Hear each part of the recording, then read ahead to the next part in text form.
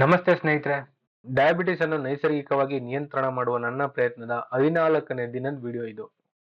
ಇವತ್ತಿನ ಬೆಳಗ್ಗೆ ನಂದು ಒಂದ್ ಗ್ಲಾಸ್ ಮೆಂತ್ಯ ನೀರ್ ಜೊತೆ ಸ್ಟಾರ್ಟ್ ಆಯ್ತು.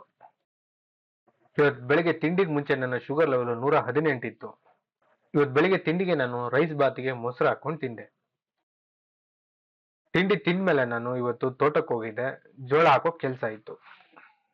ಇವತ್ತು ಬೆಳಿಗ್ಗೆ ತಿಂಡಿ ಆದ್ಮೇಲೆ ನಾನು ಶುಗರ್ ಲೆವೆಲ್ ನ ಚೆಕ್ ಮಾಡೋದನ್ನ ಮರ್ತ್ಬಿಟ್ಟೆ. ಇವತ್ತಿನ ಮಧ್ಯಾಹ್ನದ ಊಟನ ಸ್ಕಿಪ್ ಮಾಡಿದೀನಿ.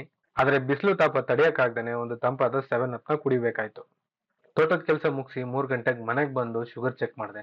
ಆವಾಗ ನನ್ನ ಶುಗರ್ ಲೆವೆಲ್ 115 ಇತ್ತು.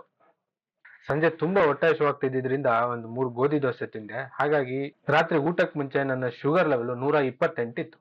ಇವತ್ತು ರಾತ್ರಿ ಊಟಕ್ಕೆ ನಾನು ಚಿಕನ್ ಸಾಂಬಾರ್ ಜೊತೆ ರಾಗಿ ಮುದ್ದೆ, 2 ಚಪಾತಿ ಮತ್ತೆ ಸ್ವಲ್ಪ ಕೆಂಪಕ್ಕಿ ರೈಸ್ ತಿಂದೆ. ಊಟ ಆದ 1 ಗಂಟೆಗಳ ನಂತರ ನನ್ನ ಶುಗರ್ ಲೆವೆಲ್ 155 ಇತ್ತು.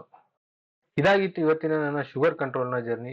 ನಿಮಗೂ ಇದ್ರ ಬಗ್ಗೆ ಏನಾದರೂ ಅನುಭವ ಇದ್ರೆ ದಯವಿಟ್ಟು ಕಮೆಂಟ್ ಬಾಕ್ಸ್ ಅಲ್ಲಿ ಬರೀರಿ ಅಂತ ಹೇಳ್ತಾ ಈ ವಿಡಿಯೋನ ಇಲ್ಲಿಗೆ ಮುಗಿಸ್ತಾ ಇದ್ದೀನಿ. ಧನ್ಯವಾದಗಳು. Take care. ಬೈ ಬಾಯ್.